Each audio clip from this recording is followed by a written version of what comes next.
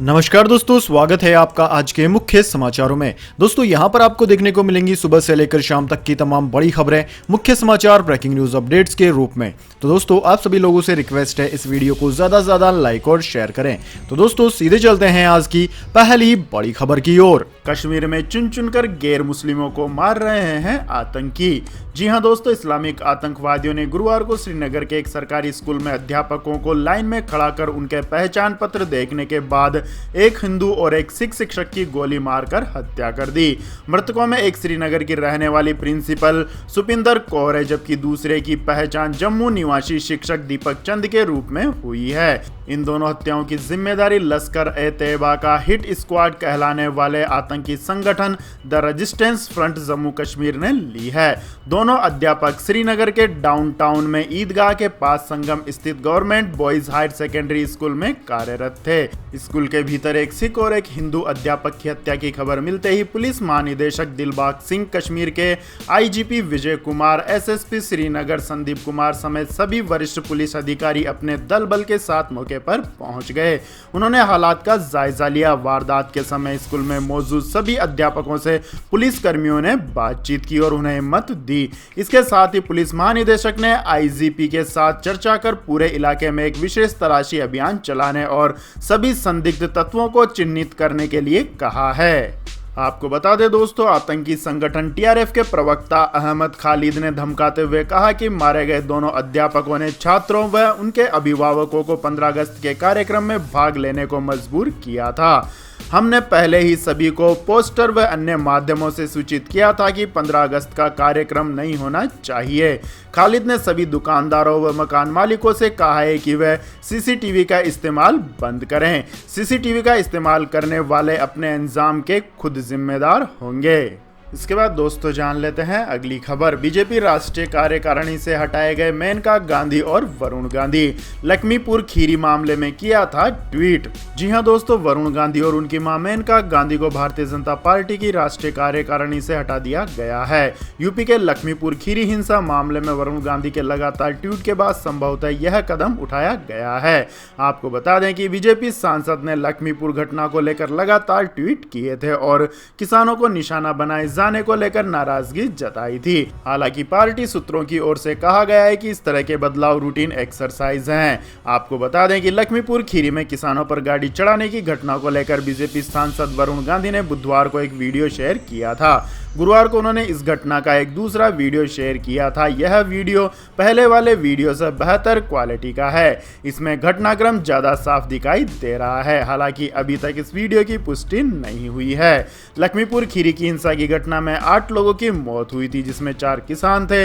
हिंसा तब हुई थी जब एक काली एसयूवी प्रदर्शन कर रहे कुछ किसानों को रोनते हुए निकल गई। वरुण गांधी ने वीडियो ट्वीट करते हुए गुरुवार को लिखा था कि निर्दोष किसानों का खून बहाने वालों का न्याय करना होगा। इसके बाद दोस्तों जान लेते हैं अगली खबर। लक्ष्मीपुर जा रहे नवजोत सिंह सिद्धू को सहारनपुर में रोका गया, पुलिस ने नहीं दी इजाजत। जी हां दोस्तों, लक्ष्मीपुर जा रहे कांग्रेस नेता नवजोत सिंह सिद्धू को मंगलवार को सहारन में रोक लिया गया है। नवजोत सिंह सिद्धू लक्ष्मीपुर में मारे गए किसानों के परिजनों से मुलाकात करने जा रहे थे। उत्तर प्रदेश पुलिस ने उन्हें लक्ष्मीपुर जाने की इजाजत नहीं दी है। बताया जा रहा है कि उत्तर प्रदेश प्रशासन ने सिर्फ 5 नेताओं को यूपी में प्रवेश की इजाजत दी है, लेकिन नवजोत सिंह सिद्धू काफिले के साथ आगे बढ़ने की मांग पर अड़े हुए थे। उनकी मांग है कि या तो उनके पूरे काफिले को लक्ष्मीपुर जाने की अनुमति दी जाए या उन्हें गिरफ्तार कर लिया जाए। इसके बाद दोस्तों जान लेते हैं अगली खबर। डब्ल्यूएचओ ने दुनिया की पहली मलेरिया वैक्सीन को दी मंजूरी। हर 2 मिनट में होती है एक बच्चे की मौत। जी हां दोस्तों, विश्व स्वास्थ्य संगठन ने मलेरिया के इलाज के लिए दुनिया की पहली वैक्सीन के इस्तेमाल की मंजूरी दे दी है। डब्ल्यूएचओ ने बुधवार को RTS-S/AS01 मलेरिया वैक्सीन के इस्तेमाल को मंजूरी दी है।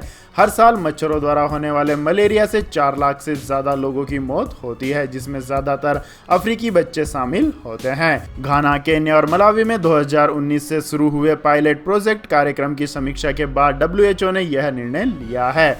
डब्ल्यूएचओ ने RTS-S/AS01 मलेरिया वैक्सीन की सिफारिश की है। घाना, केन्या और मलावी में पायलट प्रोजेक्ट के तहत वैक्सीन की 2 मलेरिया से अधिक खुराक दी गई थी, जिसे पहली बार दवा कंपनी GSK द्वारा 1987 में बनाया गया था।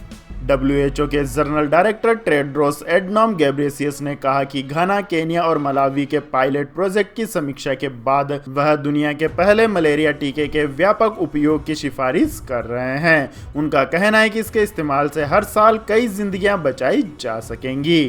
इसके बाद दोस्तों जान लेते हैं अगली खबर। चीन और अमेरिका के बीच हो सकता है युद्ध, पूर्व अमेरिकी राष्ट्रपति डोनाल्ड ट्रंप ने किया आगाह। जी हां दोस्तों, अमेरिका के पूर्व राष्ट्रपति डोनाल्ड ट्रंप ने बुधवार को आगाह करते हुए कहा है कि चीन के साथ अमेरिका का युद्ध हो सकता है, क्योंकि यहां अब कमजोर और भ्रष्ट सरकार होने के कारण वाशिंगटन का बीजिंग सम्मान नहीं करता है। गौरतलब है कि ट्रंप की टिप्पणी ऐसे समय में आई है जब अमेरिका और चीन के अधिकारी दोनों देशों के बीच जारी तनाव के दौरान स्विट्जरलैंड में बैठक करने वाले हैं। अमेरिका के पूर्व राष्ट्रपति ने अपने उत्तराधिकारी जो बाइडेन पर हमला बोलते हुए एक बयान में कहा कि चुनाव में धांधली की गई थी और अमेरिका में अब कमजोर एवं भ्रष्ट सरकार नेतृत्व में है। ऐसे में हमें चीन के साथ युद्ध का सामना करना पड़ सकता है, क्योंकि चीन अब अमेरिका का सम्मान नहीं करता। इसके बाद दोस्तों जान लेते हैं अगली खबर। साहित्य के नोबेल पुरस्कार का ऐलान, तंजानियाई लेखक अब्दुल रज़्ज़ाक गुरनाह को मिला सम्मान। जी हां दोस्तों, तंजानियाई लेखक अब्दुल रज़्ज़ाक गुरनाह को वर्ष 2021 के साहित्य के नोबेल पुरस्कार के लिए चुना गया है। स्वीडिश अकेडमी ने कहा कि उपनिवेशवाद के प्रभावों को बिना समझौता किए और करुणा के साथ समझाने में उनके योगदान के लिए पुरस्कार प्रदान किया जा रहा है। जंजीबार में जन्मे और इंग्लैंड में रहने वाले लेखक Abdul रज़्ज़ाक Gurnah university of Kent में प्रोफेसर हैं। उनके उपन्यास पैराडाइज को 1994 में बुकर पुरस्कार के लिए चयनित किया गया था। इस प्रतिष्ठित पुरस्कार के तहत एक गोल्ड मेडल और 1 करोड़ रुपए स्वीडिश क्रोन लगभग 11.4 लाख डॉलर की इनामी राशि दी जाएगी। इसके बाद दोस्तों जान लेते हैं अगली बड़ी खबर। पाकिस्तान क्रिकेट कंट्रोल बोर्ड के चीफ रमीज राजा बोले, भारत ना हो तो हम सड़क पर आ जाएं। जी हां दोस्तों, न्यूजीलैंड और इंग्लैंड ने महज एक हफ्ते से भी कम समय में पाकिस्तान का दौरा रद्द कर दिया था, जिससे पाकिस्तान का प्रशासन, क्रिकेट बोर्ड और फैंस बुरी तरह हिल गए थे। उस दौरान पाकिस्तान के चेयरमैन और पूर्व कमेंटेटर रमीज राजा ने न्यूजीलैंड और इंग्लैंड पर जमकर निशाना साधा था। अब रमीज राजा एक बार फिर भारत को लेकर दिए गए बयान को लेकर चर्चा में है। रमीज राजा ने अंतर प्रांतीय कोऑर्डिनेशन पर सीनेट की स्थायी समिति के साथ बैठक में इस बात पर जोर दिया कि पीसीबी को आईसीसी की फंडिंग से ज्यादा आत्मनिर्भर होने की जरूरत है। उन्होंने कहा कि पाकिस्तान का क्रिकेट बोर्ड 50% आईसीसी की फंडिंग से चलता है, वहीं आईसीसी को 90% फंडिंग भारत से आती है। मुझे डर है कि अगर भारत आईसीसी को फंडिंग करना बंद कर देता है तो पाकिस्तान क्रिकेट बोर्ड पूरी तरह से खत्म हो सकता है, क्योंकि पीसीबी तो आईसीसी को 0% फंडिंग देता है। मैं पाकिस्तान क्रिकेट बोर्ड को मजबूत बनाने के लिए प्रतिबद्ध हूं। इसके बाद दोस्तों जान लेते हैं अगली खबर। रेलवे ने कोरोना गाइडलाइंस को 6 माह के लिए बढ़ाया। यात्रा के दौरान आप भी रहें सतर्क, नहीं तो देना पड़ेगा जुर्माना। जी हां दोस्तों, रेलवे बोर्ड ने गुरुवार को कहा कि उसके परिसरों में मास्क नहीं लगाने वालों पर 500 रुपए का जुर्माना लगाने का प्रावधान जारी रहेगा। कोरोना महामारी की रोकथाम के लिए जारी आदेश की अवधि अगले साल अप्रैल तक बढ़ा दी गई है। रेलवे बोर्ड ने एक आदेश में कहा है कि मास्क नहीं लगाने वाले लोगों पर जुर्माना लगाने के निर्देश को 6 महीने के लिए और बढ़ा दिया गया है। बोर्ड ने 17 अप्रैल को एक आदेश जारी करके सभी जोनों को यह सुनिश्चित करने के लिए कहा था कि सभी लोग ट्रेन समेत रेलवे परिसरों में भी मास्क लगाएं या चेहरा ढकें। आदेश में कहा गया था कि बिना मास्क के पकड़े गए शख्स पर रेलवे परिसर में स्वच्छता को प्रभावित करने वाली गतिविधियों के तहत 500 रुपए का अर्थदंड लगाया जाएगा। इसके बाद दोस्तों जान लेते हैं अगली खबर। सरकार का बड़ा ऐलान, पुराने वाहनों को कबाड़ में दीजिए तो मिलेगी नई गाड़ी के रोड टैक्स में 25% छूट। जी हां दोस्तों, अगर आप अपने पुराने वाहन को बेचकर नई गाड़ी खरीदना चाहते हैं तो यह खबर आपके लिए सही है। दरअसल पुराने वाहनों को कबाड़ में देने पर नए वाहनों की खरीद में राष्ट्रीय वाहन कबाड़ नीति के तहत रोड टैक्स में 25% तक की छूट दी जाएगी। यह घोषणा केंद्रीय सड़क परिवहन और राजमार्ग मंत्रालय ने एक विज्ञप्ति जारी करके की है। मंत्रालय ने विज्ञप्ति में कहा है कि वाहन कबाड़ नीति के तहत लोगों को पुराने और पर्यावरण प्रदूषण करने वाले वाहनों को छोड़ने के लिए प्रेरित किया जाएगा। इसके लिए वाहन कबाड़ में जमा कराने पर उनके मालिकों को एक सर्टिफिकेट दिया जाएगा, जिसके आधार पर यह छूट मिलेगी। यह छूट निजी वाहनों पर 25% और कॉमर्शियल वाहनों पर 15% तक रहेगी। इसके साथ ही ये छूट कॉमर्शियल वाहनों के मामले में 8 साल तक और निजी वाहनों के मामले में 15 साल तक उपलब्ध होगी। इसके बाद दोस्तों रुक करते हैं अगली खबर का। 11 अक्टूबर से आगामी 50 सालों के लिए अडानी समूह का हो जाएगा जयपुर इंटरनेशनल एयरपोर्ट। जी हां दोस्तों, राजस्थान का सबसे बड़ा जयपुर इंटरनेशनल एयरपोर्ट 11 अक्टूबर से पूरी तरह से निजी हाथों में चला जाएगा। 11 अक्टूबर से आगामी 50 साल के लिए जयपुर एयरपोर्ट अडानी समूह का होने जा रहा है। इसकी सभी तैयारियां पूरी कर ली गई हैं। 4 दिन बाद सभी औपचारिकताएं पूरी करने के बाद जयपुर एयरपोर्ट की कमान अडानी समूह के हाथों में सौंप दी जाएगी। हालांकि इससे पहले भी तारीख तय की गई थी, लेकिन अडानी समूह की तरफ से 11 तारीख की स्वीकृति मिली है। माना जा रहा है कि एयरपोर्ट के प्राइवेट हाथों में जाने के बाद यात्रियों की सुविधा में इजाफा होगा और पहले से ज्यादा सुविधाएं यात्रियों को मिल सकेंगी। इससे पहले 12 अक्टूबर की तारीख तय की गई थी, लेकिन अडानी समूह ने 11 अक्टूबर की तारीख मांगी। उसे एयरपोर्ट अथॉरिटी दिल्ली ने स्वीकृति दे दी है। 11 तारीख को जयपुर एयरपोर्ट से जुड़े अधिकारियों का तबादला भी होगा। इसमें डीजीएम और दूसरे विभाग के अधिकारी भी शामिल होंगे। बताया जा रहा है कि अडानी समूह के हाथों में आने के बाद जयपुर एयरपोर्ट के डायरेक्टर जेएस बलहारा 3 महीने तक यहां बने रह सकते हैं। इसके बाद उनका ट्रांसफर होगा या फिर वो नियमित यहीं बने रहेंगे, ये फैसला अडानी समूह को करना है। इसके बाद दोस्तों जानते हैं अगली खबर। इस नवरात्रि पेटीएम से करें गैस सिलेंडर की बुकिंग, मिलेगा 10,001 रुपए का सोना। जी हां दोस्तों, देश भर में त्योहारों का सीजन शुरू हो गया है, लेकिन इस बार त्योहारों के शुरू होने से पहले ही एक बार फिर सिलेंडर की कीमतों में बढ़ोतरी हुई है। पेटीएम ने एलपीजी सिलेंडर बुकिंग के लिए नवरात्रि गोल्ड ऑफर लॉन्च किया है। 7 और 16 अक्टूबर के बीच हर दिन पेटीएम ऐप से सिलेंडर की बुकिंग कराने पर 5 यूजर्स को 10,001 रुपए का गोल्ड जीतने का मौका मिलेगा और यह ऑफर मौजूदा सिलेंडर की बुकिंग पर भी लागू होगा, जिसका तहत कीमत का भुगतान नहीं किया गया है। हाल ही में कंपनी ने उपभोक्ताओं के सिलेंडर बुकिंग के अनुभव को शानदार बताया। कंपनी ने नए फीचर्स जोड़े हैं, जिससे यूजर्स को गैस सिलेंडर्स की अपनी डिलीवरी को ट्रैक करने का मौका मिलेगा। इसके अलावा पेटीएम की ओर से गैस सिलेंडर की रिफिलिंग के लिए ऑटोमेटेड इंटेलिजेंस रिमाइंडर भी उपभोक्ताओं को मिलते रहेंगे। इसके बाद दोस्तों जान लेते हैं अगली खबर। वैक्सीन निर्यात शुरू, 4 देशों के लिए 10-10 लाख डोज को मिली सरकार की मंजूरी। जी हां दोस्तों, देश में अब कोरोना वैक्सीन का पर्याप्त उत्पादन शुरू होने के बाद अब केंद्र सरकार वैक्सीन निर्यात दोबारा शुरू कर रही है। आधिकारिक सूत्रों ने जानकारी दी है कि केंद्र सरकार ने सीरम इंस्टीट्यूट को वैक्सीन मैत्री के तहत नेपाल, म्यांमार, बांग्लादेश को 10-10 लाख कोविशील्ड खुराक भेजने की अनुमति दी है। इसके अलावा भारत बायोटेक की कोवैक्सीन के 10 लाख डोज ईरान के लिए फाइनल कर दिए गए हैं। दरअसल बीते महीने केंद्रीय स्वास्थ्य मंत्री मनसुख मंडाविया ने कहा था कि वैक्सीन मैत्री के तहत भारत पूरी दुनिया की मदद करेगा और चौथी तिमाही में कोवैक्स में योगदान देगा। उन्होंने कहा कि हमें अगले महीने कोरोना रोधी वैक्सीन की 30 करोड़ से अधिक खुराक मिलने की उम्मीद है। वैक्सीन का उत्पादन बढ़ेगा क्योंकि जैविक ई और अन्य कंपनियां अपने टीके बाजार में ला रही है। इसके बाद दोस्तों जानते हैं अगली खबर। लेकिन दोस्तों अगली खबर जानने से पहले आप लोगों से गुजारिश है कि इस वीडियो में दिखाई गई खबरें अगर आपको पसंद आई हो तो इस वीडियो को लाइक करें, और अगर नहीं आई है तो बेशक आप इसे डिसलाइक भी कर सकते हैं, क्योंकि दोस्तों आपके द्वारा किया गया डिसलाइक और लाइक ही हमारी मेहनत का फल होता है। तो दोस्तों जान लेते हैं अगली बड़ी खबर। टाटा का हो सकता है महाराजा, एयर इंडिया की बिक्री पर सरकार आज करेगी ऐलान। जी हाँ दोस्तों, कर्ज में डूबी सरकारी एयरलाइंस कंपनी एयर इंडिया की कमान किसके हाथों होगी, इसका खुलासा आज होने की संभावना है। सूत्रों के हवाले से कहा गया है कि केंद्र सरकार कर्ज में डूबी एयर इंडिया की बोली जीतने वाले का आज ऐलान कर सकती है। यह भी चर्चा है कि एयर इंडिया फिर से अपने पुराने मालिक टाटा ग्रुप की झोली में जा सकता है। एयर इंडिया की स्थापना टाटा ग्रुप ने की थी। ब्लूमबर्ग की रिपोर्ट के मुताबिक साल के आखिरी तक महाराजा यानी एयर इंडिया की कमान टाटा सन्स के हाथों में फिर से जा सकती है। हालांकि केंद्र सरकार ने इन बातों का खंडन किया है। DIPAM ने कहा था कि एयर इंडिया विनिवेश मामले में भारत सरकार द्वारा फाइनेंशियल बीडर्स को मंजूरी देने वाली मीडिया रिपोर्ट गलत है। मीडिया को सरकार के फैसले के बारे में बताया जाएगा।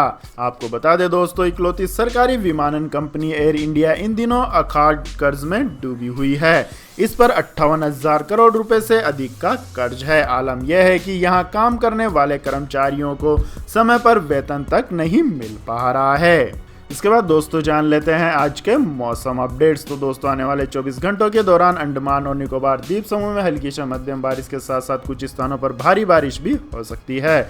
वहीं आंध्र प्रदेश, तेलंगाना के कुछ हिस्सों, कर्नाटक, कोंकण और गोवा, मध्य महाराष्ट्र के कुछ हिस्सों, मराठवाड़ा और विदर्भ, लक्षद्वीप, तटीय उड़ीसा, पश्चिम बंगाल और पूर्वोत्तर भारत के अलग अलग हिस्सों में हल्की से मध्यम बारिश हो सकती है। इसके साथ ही दोस्तों गुजरात में भी चुटपुट हल्की बारिश होने की संभावना जताई गई है।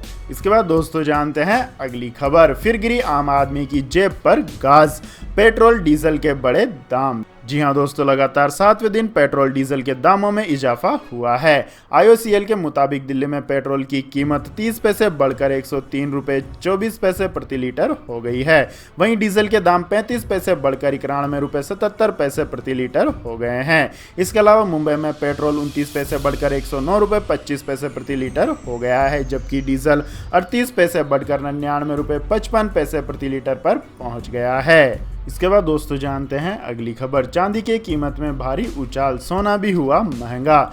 जी हां दोस्तों, सर्दीय नवरात्रि की शुरुआत के साथ ही त्योहारी सीजन का आगमन हो गया है। दशहरा और दीपावली का पर्व भी आने वाला है। ऐसे में आने दिनों में भारतीय सराफा बाजार में ठीक ठाक भीड़ देखने को मिल सकती है, जिसका असर सोने चांदी की कीमतों पर भी पड़ सकता है। भारतीय सराफा बाजार में सप्ताह के चौथे दिन यानी कि आज सोने चांदी दोनों की कीमतों में बढ़ोतरी दर्ज की गई। आपको बता दें कि इस कारोबारी हफ्ते की शुरुआत में ही सोने चांदी की कीमतों में उतार चढ़ाव का सिलसिला जारी था। Indian Boolean and jewellers association के मुताबिक आज 999 शुद्धता वाले 24 कैरेट सोने का रेट में 40 रुपए का इजाफा देखा गया। इसके साथ ही 24 कैरेट सोने का रेट 46,885 रुपए प्रति 10 ग्राम हो गया। वहीं चांदी 494 रुपए उछाल के साथ 61,078 रुपए प्रति किलो पर पहुंच गई। इसके बाद दोस्तों जान लेते हैं अगली बड़ी खबर। पोस्ट ऑफिस की इस स्कीम में पैसा होगा डबल, मैच्योरिटी पर मिलेंगे 2 लाख के 4 लाख रुपए। जी हां दोस्तों, इन्वेस्टमेंट करना एक सही आदत होती है, क्योंकि बुरे वक्त में हमेशा हमारी जमा पूंजी ही हमारे काम आती है। लेकिन व्यक्ति उसी उलझन में उलझा रहता है कि कहां इन्वेस्ट करें जहां उसका पैसा सुरक्षित भी रहे, साथ ही मैच्योरिटी पर मिले डबल रिटर्न। यह है पोस्ट ऑफिस की किसान विकास पत्र योजना। जी हां दोस्तों, किसान विकास पत्र भारत सरकार की एक वन टाइम इन्वेस्टमेंट स्कीम है, जहां एक तय अवधि में आपका पैसा दोगुना हो जाता है। किसान विकास पत्र देश के सभी डाकघरों और बड़े बैंकों में मौजूद है। इसका मैच्योरिटी पीरियड अभी 124 महीने है। इसमें न्यूनतम निवेश 1,000 रुपए का होता है। अधिकतम निवेश की कोई लिमिट नहीं है। यह प्लान खास किसानों के लिए बनाया गया है ताकि वो लंबे समय के लिए अपने पैसे बचा सके। इसके बाद दोस्तों जान लेते हैं अगली बड़ी खबर।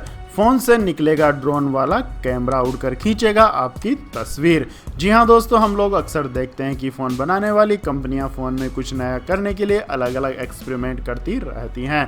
पहले फ़ोन में एक कैमरा आता था, अब 4 कैमरे भी हैं। मेगापिक्सल की बात करें तो शुरू में 2 मेगापिक्सल होता था, लेकिन अब 50 मेगापिक्सल भी कम लगता है। ज़्यादातर कंपनियां फ़ोन के कैमरे पर ही काम कर रही है। कुछ दिन पहले एक खबर आई थी कि वीवो ने एक ड्रोन कैमरा फ़ोन का पेटेंट करवाया है। अब पता चला है कि Xiaomi ने भी एक फ़ोन पेटेंट करवाने की कोशिश की है जिसमें ड्रोन कैमरा होगा। जब से ड्रोन कैमरे वाले फ़ोन की चर्चा चली है, तभी से लोग देखना चाहते हैं कि यह फ़ोन कैसा होगा और कैसे काम करेगा। लोगों की उत्सुकता दिन प्रतिदिन बढ़ती ही जा रही है। तो दोस्तों जानते हैं कैसी होगी इस फ़ोन की बनावट।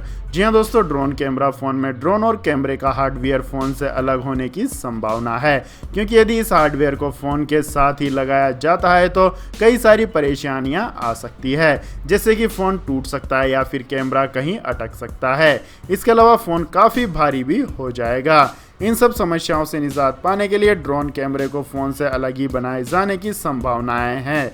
पता चला है कि अलग से आने वाले ड्रोन में एक अलग से बैटरी भी होगी जिसे अलग से चार्ज किया जा सकेगा। इसके अलावा फ़ोन की बैटरी से भी उसे चार्ज किया जा सकेगा। अभी तक यह जानकारी नहीं आई कि कितने टाइम तक यह ड्रोन उड़ता रहेगा और आपका कैमरा काम करता रहेगा। तो यह थी दोस्तों आज की सभी महत्वपूर्ण बड़ी खबरें। और दोस्तों अब बारी आती है आज के माइंड क्विज क्वेश्चन की, जिसका जवाब देकर आप बन सकते हैं एक शानदार उपहार के विजेता। तो दोस्तों आज का सवाल है, भौतिकी में इस साल कितने वैज्ञानिकों को नोबेल पुरस्कार दिया गया? जी हाँ दोस्तों, अगर आपको इस सवाल का जवाब आता है तो तुरंत कमेंट सेक्शन में लिख दीजिए, इस वीडियो को लाइक कीजिए, शेयर कीजिए और हमारे चैनल को सब्सक्राइब करके बेल आइकन का बटन भी दबा लें। धन्यवाद। जय हिंद, जय भारत, वंदे मातरम।